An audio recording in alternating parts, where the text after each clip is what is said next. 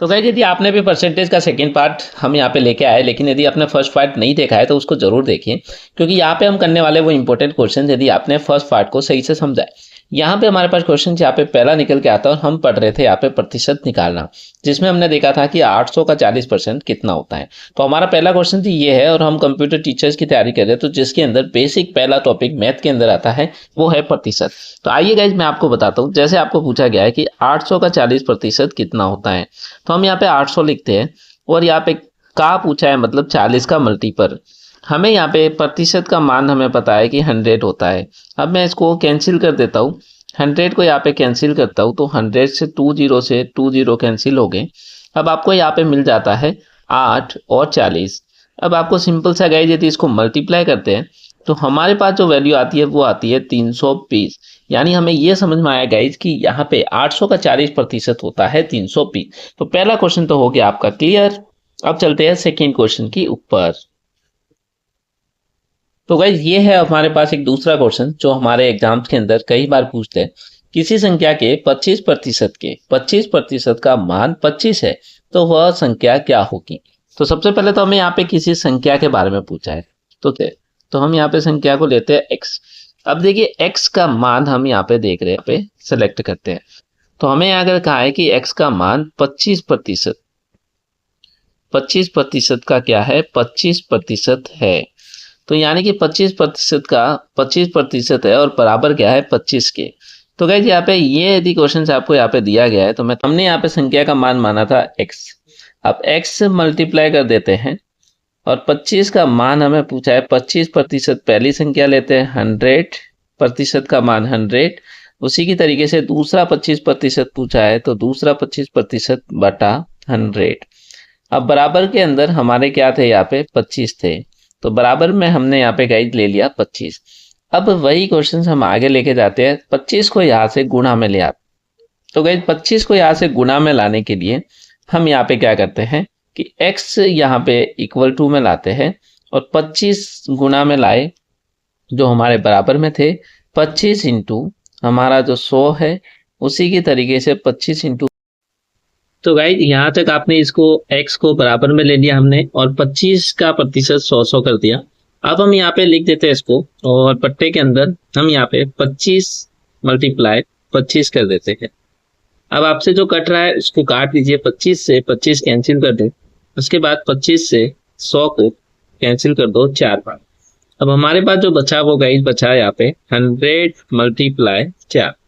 अब देखिए आपके पास यहाँ पे जब हम 100 को यहाँ पे मल्टीप्लाई करेंगे या फिर आप यहाँ करोगे तो नॉर्मल सी चीज आएगी आपके पास 400।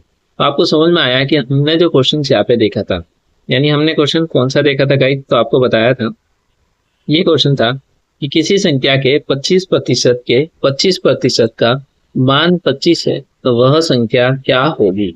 तो वह संख्या क्या होगी तो मैंने आपको बता दिया, वह संख्या ये होगी। उम्मीद है दोस्तों ये क्वेश्चन भी समझ में आया। नेक्स्ट क्वेश्चन की ओर बढ़ते हैं। तो गाइज अब हमारे जो प्रश्न आ रहा है वो यहाँ पे होने वाला है इंपॉर्टेंट, जैसे कि दो वस्तुओं का वजन 3:5 में है, तो बताओ प्रथम वस्तु का वजन दूसरी वस्तु के वजन का कितना प्रतिशत होगा। अब आपको प्रतिशत में बोला है तो आपको पता है यहाँ पे 100 से गुणा करना है। तो कैसे करेंगे तो आइए मैं आपको बताता हूँ। सबसे पहले देखिए तो पहली वस्तु गाइज यहाँ पे आपको क्या बोली गई थी, तो मैं पेन ले लेता हूँ पहले, और ये हमारी पेन ले ली और हमने यहाँ पे पहली वस्तु की बात करी है, तो पहली वस्तु यहाँ पे क्या होने वाला है। और एक बात करी है हमने दूसरी वस्तु की। पहली वस्तु गाइज हमारे पास यहाँ पे 3 है और दूसरी वस्तु यहाँ पे गाइज 5 है और बीच में हमें यहाँ पे अनुपात की बात की गई है। तो गाइज अब देखिए किस तरीके से हमें यहाँ पे वर्क करना है। तो मैं इसको थोड़ा सा ऊपर ले लेता हूँ और हम इसको बनाते हैं।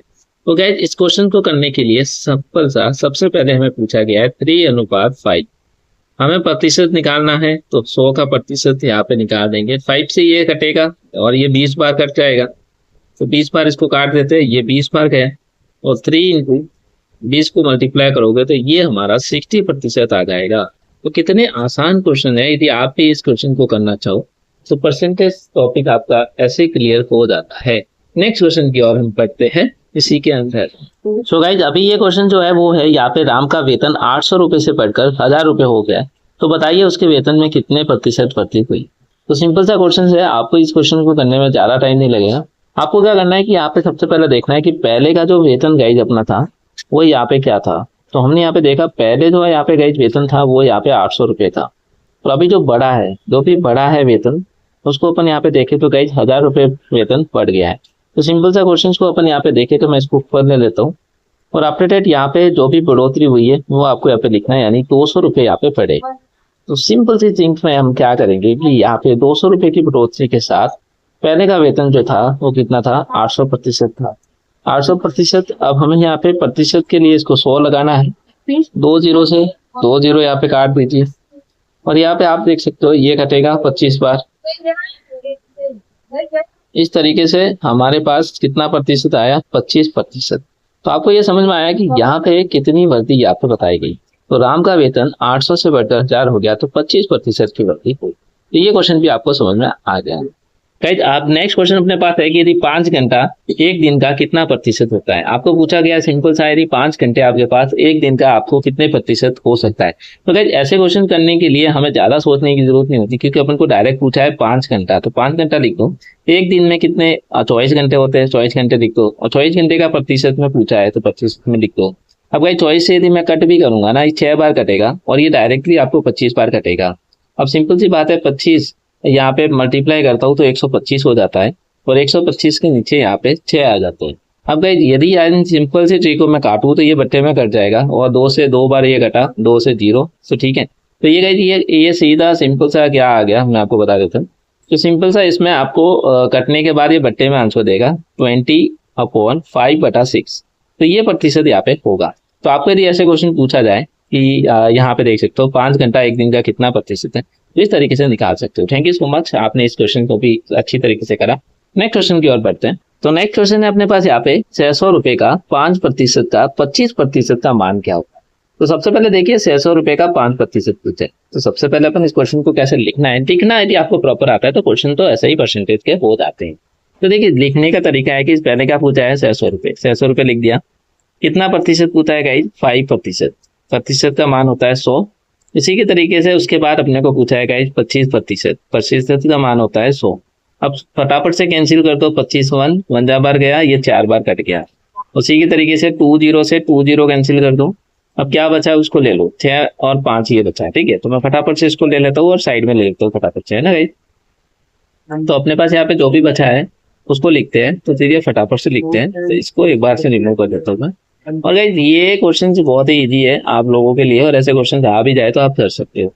तो 6 पंजा 30 हो गया, 30 को ऊपर कर देते हैं, नीचे यहाँ पे 4 को ले लेते हैं, 4 से काट दो भाई। तो यहाँ पे ये पूरा भाग तो नहीं जाएगा, बट 4 से 7 बार कटा, 7.50, तो 7.50% निकल के आया। तो ऐसे क्वेश्चन में मुझे नहीं लगता कि आपको कोई दिक्कत आएगी। तो यदि आपने पहला वीडियो मेरा देखा था तो दूसरे वीडियो में आपको ये बनाने में बहुत मजा आएगा। तो उम्मीद है ये पूरे क्वेश्चन आपको समझ में आए। अब चलेंगे नेक्स्ट पार्ट की तरफ, नेक्स्ट वीडियो के अंदर। इसी तरीके से बने रहे, चैनल को सब्सक्राइब करें। Thank you so much for watching.